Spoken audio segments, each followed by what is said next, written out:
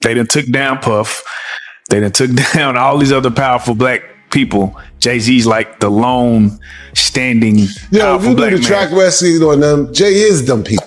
But I know they went up to the feds one day and they took some paperwork up there to him. Let's be very clear. This is the email that DJ Vlad sent me, his producer sent me, asking me to appear on his podcast on YouTube just after the Cassie video was released on my birthday.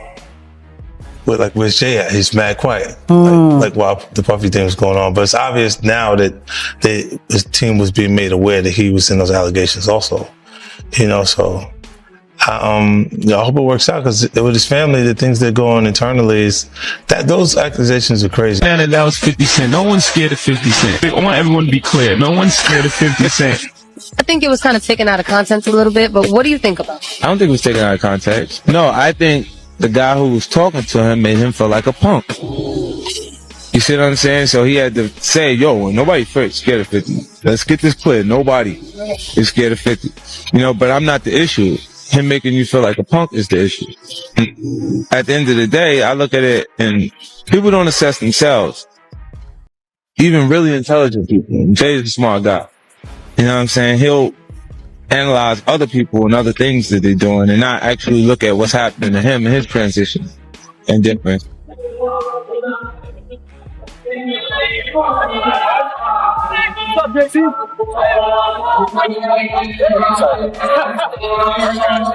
Jay, your music saved my life, man. We're Sagittarius too, Bob. Thank you so much.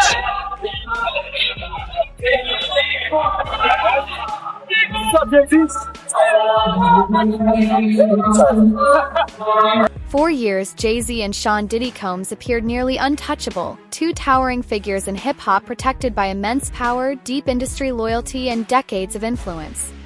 But the documentary suggests that even the strongest alliances can shift when pressure begins to build. As scrutiny surrounding Diddy intensified, the silence from many corners of the industry became increasingly noticeable. Reports hinted that behind closed doors, relationships once seen as unbreakable were growing more cautious and calculated. In an environment where reputation is everything, moments of controversy can quietly reshape even the most powerful partnerships, turning once solid bonds into strategic distance almost overnight. They done took down all these other powerful black people. Jay-Z's like the lone standing powerful black man. You do the track wrestling on them. Jay is them people. If you do the history of most of the people that got in trouble in the industry, big trouble, who they went to for help? That's true. When Lil Wayne was in trouble, who did he go to? When Meek Mills was in trouble, who he go to? Meek Mills said it himself. Desiree helped me. You understand? So how could he be up next? You know what I'm saying? He is them people. They go to him when they got problems. And what they gonna say if he don't come up in nothing? What they gonna say? Told you, he ain't got nothing to do with that. They still gonna cover it up anyway. But I don't think they coming after him at all. I don't think they got, like I said, I think he is them. He has a relationship with them. You talking about a woman that had a relationship with the feds for 20-something. For months, 50 Cent suggested that his claims were more than speculation, hinting at evidence strong enough to support a full documentary, even as many in the industry remained silent. As scrutiny surrounding Sean Diddy Combs intensified, the tone across the industry began to shift. Observers noted that Jay-Z appeared to take a cautious approach, seemingly prioritizing strategy over public loyalty. What followed looked like quiet but deliberate distancing, fewer public appearances together, reduced visibility, and a silence that many interpreted as calculated rather than coincidental. You got an agent, your agent that's in charge of you. You think she don't have no relationships with over the years with all these agents that became retired and connected and this and that and the third till they just know she got power. That's power over there. You know what I'm saying? Who you wanting one on your side? You got them on your side? You know what I'm saying? If something happened with him, it's going to be about a money situation. It ain't going to be nothing that's going to hurt. You get what I'm saying? So I don't know. I don't see them going after him.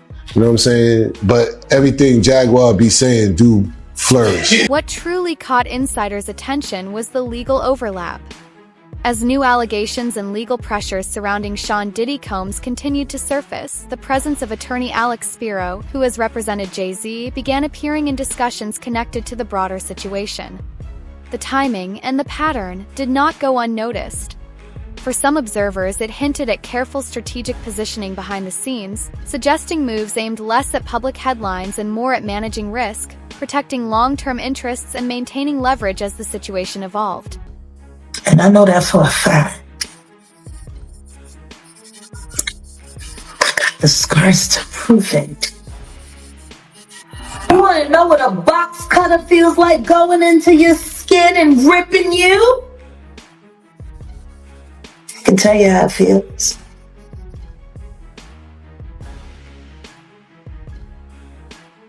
Y'all ain't seen shit yet. That Cassie shit, that's nothing. I'm saying Sean Carter remembers everything he did to me and he's got it on tape.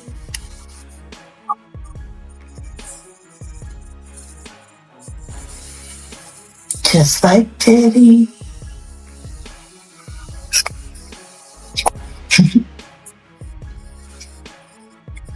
And they're gonna be crazy.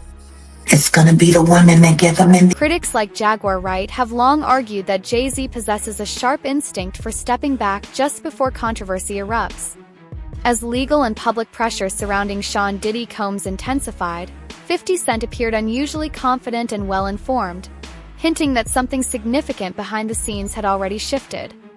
To some observers, if Jay-Z anticipated sensitive developments surfacing, creating strategic distance could have been a calculated move to stay insulated while events unfolded.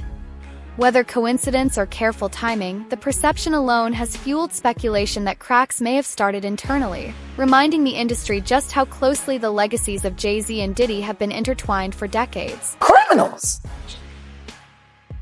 Diddy is a deal, and so is Jay-Z.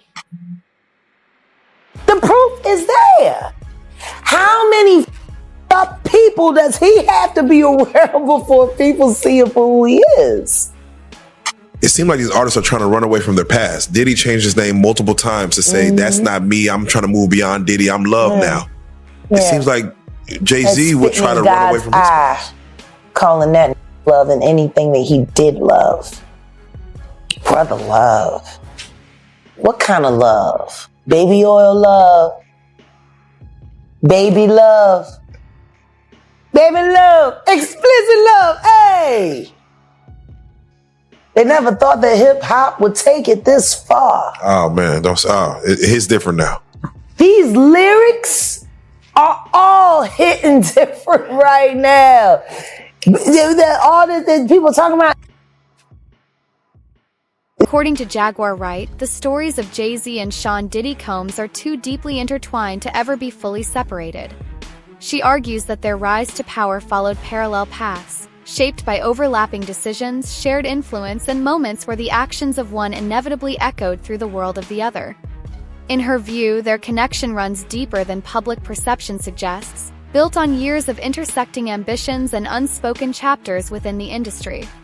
Rather than two completely independent figures, she portrays them as parts of the same complicated narrative, two powerful forces whose legacies have long been defined not only by their own moves, but also by how closely their stories have unfolded alongside each other. Sean Carter is responsible for enacting Hype Williams to put Aaliyah on a faulty plane to move her out the way as punishment for rejecting him, and so he could level up Beyonce, who was struggling.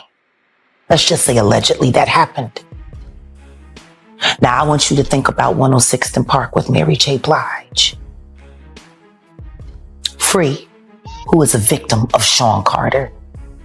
Yeah. Mary J. Blige, who is a victim of Sean Combs, are sitting there talking about the death of Aaliyah amongst each other.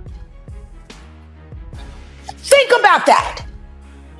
You got a Diddy victim, you got a Jay-Z victim, and you got a superstar gone.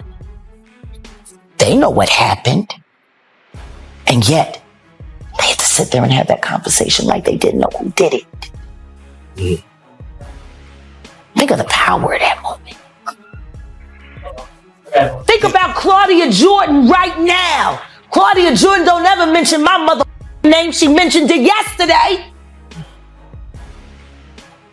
Talking about why people are afraid to come forward. You mean like you? You was Diddy girl. Corey was Jay-Z girl. Why don't you claim your friend? Claudia. So, Jack, when you say... When I say Corey, I'm talking about Kathy White. Oh, yeah. That's what I was about to ask. Jay-Z's pregnant mistress who died of an imaginary aneurysm. Just like the woman who was best friends with Kim and Kimura, who wrote the book Bling and died as soon as it made the best. Observers began noticing a subtle shift as Jay-Z and Beyoncé quietly lost followers online, yet neither offered any explanation. There were no statements, no public denials, only a smooth return to business as usual. To Jaguar Wright, that silence didn't signal confidence, it signaled control. In her view, the calm appearance masked deeper tension, suggesting a carefully maintained image even as pressure behind the scenes continued to build. So who's next? Y'all don't see the lineup? Oh, yeah, no. Yeah, we see the lineup. I'm just waiting to see who's next. Jay-Z is setting Diddy up. Why is everyone having such a hard time? He ain't doing shit different. He lined up D. Haven, stole his life and identity. He lined up Big L, stole his life and identity. He lined up Dame Dash, stole his life, identity, and took his love. Lined up R. Kelly. He wants to be the one.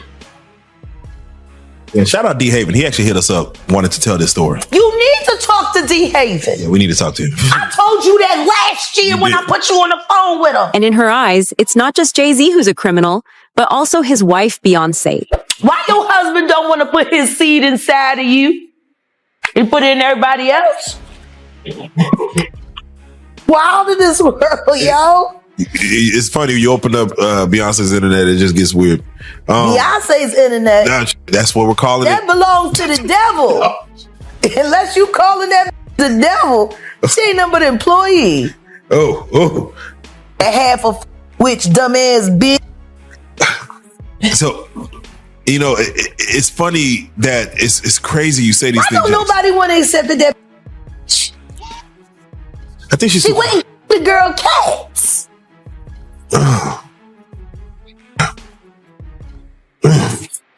Okay. A girl went to court and charged her with extreme witchcraft. She was hypnotized. Beyonce came and she was in there eating on her and shit while she was asleep. You know, snacking on his big people cats. And guess what? They wouldn't give her the restraining order. They just told her to stay away from Beyonce and work for somebody else. Guess what? She's having a hard time finding work too. Which is interesting because she's a brilliant musician. And she was trained at the esteemed Berklee College of Music. Handpicked by my very good friend, Terry Lynn Carrington. Dr. Terry Lynn Carrington, who put together Beyonce's entire female band, which was Matthew Knowles' idea because he couldn't get Beyonce to stop people. Guess you didn't know your daughter well enough because she just started autographs. Jaguar Wright has suggested that the growing scrutiny doesn't stop with Jay-Z. In her narrative, it also touches Beyoncé. She frames it not as a proven claim, but as part of a broader story that places both figures within the same tightly connected circle of influence. By raising the possibility without drawing firm conclusions, the conversation itself keeps the tension alive, reminding observers that in an industry built on proximity and power, even association alone can keep questions lingering in the air. I know. Never. He said he would never sit with me. He would never have me on his. He never wanted to talk to me. Never would. But I got receipts. Vlad, why did you reach out to Jag back in June asking for Jag to be on the show? Why you do that, Vlad? Vlad, why you playing in our face? Why you lying? Why you lying on this podcast? And Vlad, and your fat wife. We'll stop there. Damn. Damn. Let's be very clear. This is the email that DJ Vlad sent me, his producer sent me, asking me to appear on his podcast on YouTube just after the Cassie video was released on my birthday. I saw it. I never responded. Odell responded. Weeks and weeks later. But then again, Diddy was already in trouble, so you really didn't need to talk to me because you couldn't do much disinformation with me. I guess that's why your friend from the Star Report, or should I say the Comet Report, because he crashed out just like a comet. I guess that's why he was so upset when I started asking him relevant questions about why he's propping up a liar. At this point in time, Vlad, I think it's only fair to say that Carol Johnson, your assistant, unless you're saying you didn't know, she sent this on your... She emphasized that her appearance on Piers Morgan's program wasn't staged or improvised, explaining that the interview came through her team and that she agreed to it fully aware of Morgan's reputation for careful vetting and strict legal caution. For Jaguar Wright, that decision carried weight, because once her remarks aired, they couldn't easily be dismissed as rumor.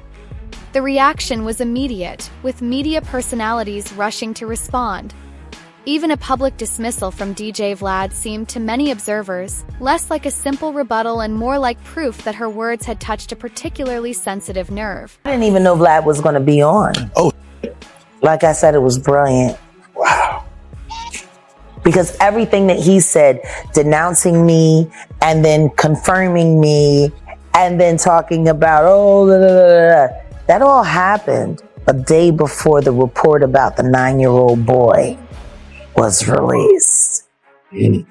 And before people started confirming that the video that was being shopped around was Bieber and Diddy. See, that's the problem with running your mouth, Vlad. That's the problem. You didn't realize on Monday that every word that you said was going to be invalidated on Tuesday. See, that's what happens when you're a liar. See, I didn't have to worry about what I said on Monday, because I knew what I said on Monday was going to hold up on Wednesday. The truth needs no support, just time and room. Jaguar Wright pushed the conversation even further, reminding audiences that months earlier she had warned about sensitive material quietly circulating behind the scenes. First, critics dismissed her claims as speculation due to a lack of visible proof. But as legal sources connected to ongoing matters involving Sean Diddy Combs' acknowledged exposure to similar material, the tone of the discussion began to change. What once sounded like rumor suddenly carried a heavier sense of concern, and the earlier silence surrounding the issue started to look less like oversight and more like careful, strategic restraint. Go to the feds with all this paperwork, you understand? And I mentioned this before, you understand? They not only talking about the extortion stuff, they talking about how they trying to be made to have this what you call this promotion, this distribution thing. And which I'm finding out they wasn't even gonna be a part of it until later. But they was in fear, like they was trying to be made to be a part of this whole distribution thing that Suge Knight was trying to build up with Rockefeller, because it was Dame Dash, it was Irv Gotti, it was Jay Prince, and Death Row. You understand what I'm saying? So now everybody wanna know who's this and who's that, and want to go back and say, yo, how do you know? It came from the horse's mouth. He said he got all the paperwork to prove it. Kirk Burrows said it plenty of times, but nobody won't sit down with him.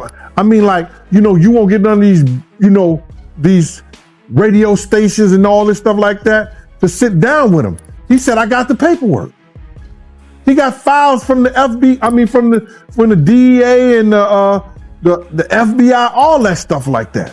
You got plenty of... Jaguar Wright described it as the turning point, the moment when the balance, in her view, finally began to shift. She argued that false narratives survive only through constant distraction and carefully maintained cover-ups, while the truth operates differently.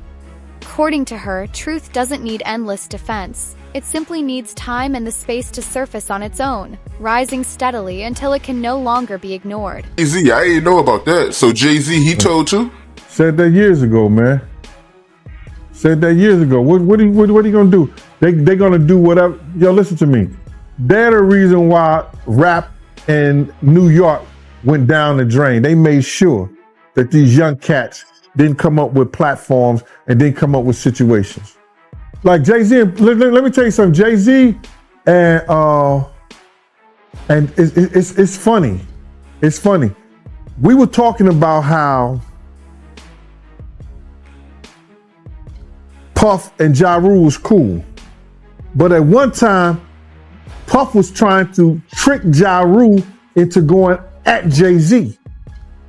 That whole weekend that he was with Sarah. The whole weekend they was in that hotel room. That day they was in that hotel room. All the way coming back on that G5 jet. He was trying to talk Ja Rule into going at Jay-Z. But now him and Jay-Z is like freaking frat. Crazy how figures once considered untouchable are now being quietly reconnected to long-rumored incidents that were dismissed years ago. As the spotlight intensifies around names like Sean Diddy, Combs, and conversations ripple through circles linked to Jay-Z, old patterns are suddenly being re-examined with new urgency. Stories that once faded into the background are resurfacing in unexpected ways, turning whispers into persistent questions. And as those questions grow louder, the silence that once protected powerful reputations no longer appears as unbreakable or as secure as it once seemed. He made a comment on Drink Champs and he said that Puffy was the feds. What you think about him saying that? Well, when he's talking about the feds, he could be saying that he's their ear. Puff is the one who goes back and he tells, like he did when Suge, when Jay Prince, when Irv Gotti, I think it was Irv Gotti could have been a part of that too. When they was all trying to get that distribution company together, he the one went back and told Jimmy Iovine them, and then him and Kirk Burrows Kirk said he didn't know what he was doing. They took paperwork and they took some stuff up to the feds, you understand, regarding Death Row now. I don't know the intricate details of what they took, but I know they went up to the feds one day and they took some The shift exposed just how fragile these powerful alliances can be. Observers began pointing to the extensive influence of Sean Diddy Combs across music, media, and business, an empire supported by loyal platforms, carefully managed narratives, and consequences that often seemed selective. When Kanye West openly challenged that influence and hinted at deeper connections behind the scenes, the reaction was immediate and unmistakable. To many watching, the moment reinforced a familiar reality about power in the entertainment world. It rarely announces itself. Instead, it moves quietly, strategically, and often far beyond the reach of the public eye. I guess Pac had got whiffed that Jay-Z was in town. Well, you know he gonna do a show because Jay-Z, he doing a show. But you gotta realize Jay-Z had became an enemy of Pac because I think he had said some was going to do a song with Big or whatever like that, the whole 9 yards. So Jay is now Pac's enemy too. So Chaz Williams, who was over Black Hands. Black Hands was one of the labels who did that.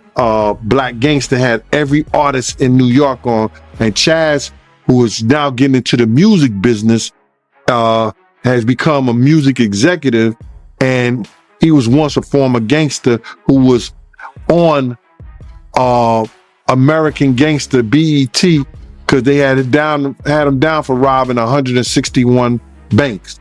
That's what they put in their program and everything. But Chaz was a gangster in New York City that became a music executive. So he gets a phone call saying that Jay is not going to come out the room because Tupac threatened him. So he's not going to do his show.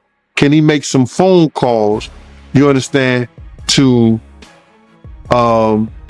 get Pac off the booth? So I think he may have talked to Big D, and Big D and Eric B called Suge, and Suge was laughing, saying that wasn't him. Because they tried to make it seem like it was Suge that was doing it, but it was Pac. So I guess Suge called Pac. Pac let him go ahead and do his show and everything like that. But Jay was scared to come out his room. So that story was really true about Jay-Z being afraid to come out his hotel room. Yeah, come on, man. Yeah, he was scared. Probably still is scared. Alliances seem to shift almost overnight, leaving the industry uneasy and on high alert. The influence of Sean Diddy Combs, often known as Puff Daddy, has long extended across music, media, and business, creating a network where some stories quietly disappear while others face rapid, decisive consequences. To many observers, that pattern has never appeared accidental. It has looked calculated. When Kanye West publicly challenged what he described as hidden connections behind the scenes, the backlash was swift and intense. For those watching closely, the moment reinforced a hard reality about influence at the highest levels of entertainment. True power rarely announces itself. It operates quietly, moves strategically, and often shapes the outcome of the game from the shadows. He was trying to start Death Row East Coast. And that would have been Pac, Eric B., and you know what I'm saying, all the dudes here in New York. So then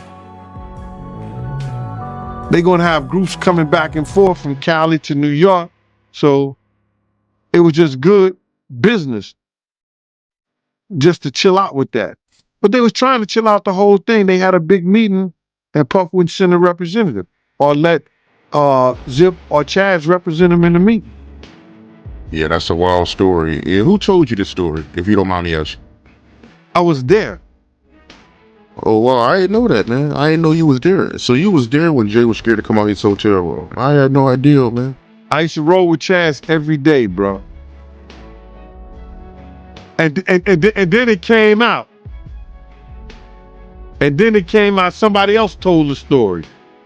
But that, I think it may have been Dame Dash or something like that told the story.